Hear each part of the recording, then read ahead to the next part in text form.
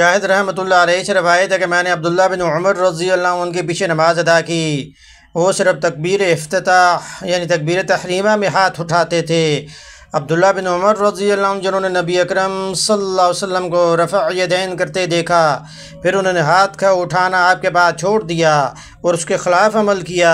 یہ اس صورت میں درست ہے کہ جب ان کے ہاں ان کا نسخ ثابت ہو چکا ہو، جس کو انہوں نے نبی اکرم صلی اللہ علیہ وسلم سے دیکھا تھا اور ان کے ہاں اس کے نسخ کی دلیل ثابت نہ ہو گئی ہے۔ اسی طرح امام طحاوی رحمۃ اللہ علیہ حدیث نمبر 1320 میں آپ روایت کرتے ہیں کہ حضرت علی رضی اللہ عنہ نماز کی تکبیر افتتاح کے وقت ہاتھ اٹھاتے، اس کے بعد پھر نماز میں ہاتھ نہ اٹھاتے تھے۔ اس لیے حدیث نمبر 1322 میں آپ روایت کرتے ہیں کہ حضرت علی رضی اللہ عنہ جناب نبی اکرم صلی اللہ علیہ وسلم کو رفع یدین کرتے ہوئے دیکھیں، پھر آپ کے بعد اس رفع یدین کو ترک کر دیں۔ اس کی صرف یہی صورت ہو سکتی ہے کہ رفع یدین ان کے نزدیک منسوخ ہو چکا ہو۔ ابراہیم نخعی رحمۃ اللہ علیہ سے کہا گیا کہ وائل بن حجر رضی اللہ عنہ کی روایت میں ہے کہ میں نے جناب نبی اکرم صلی اللہ علیہ وسلم کو نماز شروع کرتے اور رکوع میں جاتے اور رکوع سے سر اٹھاتے ہوئے رفع یدین کرتے دیکھا۔ تو ابراہیم رحمۃ اللہ علیہ نے جواب دیا، اگر وائل رضی اللہ عنہ نے آپ صلی اللہ علیہ وسلم کو ایک مرتبہ